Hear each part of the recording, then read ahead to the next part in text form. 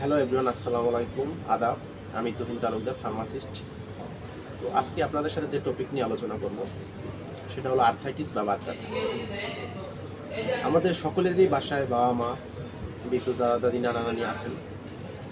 তো দেখা যায় একটা সময় বয়স বাড়ার সাথে সাথে বিভিন্ন ধরনের বার্ধক্যজনিত ব্যথা দেখা দেয়, যেমন হাঁটু ব্যথা, কোমর ব্যথা, গোড়ালি ব্যথা, হাঁটু ফোলা, কনুই ফোলা, হাতের আঙুল ফোলা, এসব সিমটম আমরা প্রায়শই দেখি।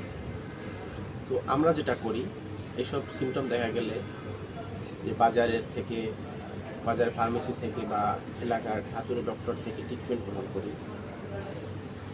তো দেখা যায় এলাকার ফার্মেসি থেকে যে ট্রিটমেন্টটা দেয় আসলে ওটা কিন্তু প্রপার ট্রিটমেন্ট না। তো ওখান থেকে যে ব্যথানাশক যে ওষুধটা আমরা যেটা খাই, ওটায় দেখা যায় আপনার সাময়িক একটা প্রশান্তি হয় এবং ব্যথাটা লাঘব হয়। কিছুদিন পরে আবার ঠিক সেই ব্যথা দেখা দেয়।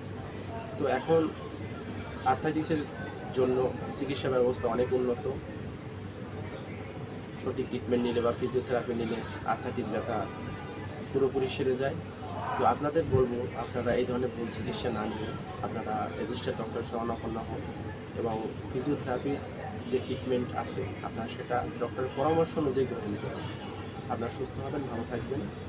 আপনাদের জন্য শুভকামনা রইল। ধন্যবাদ সবাইকে।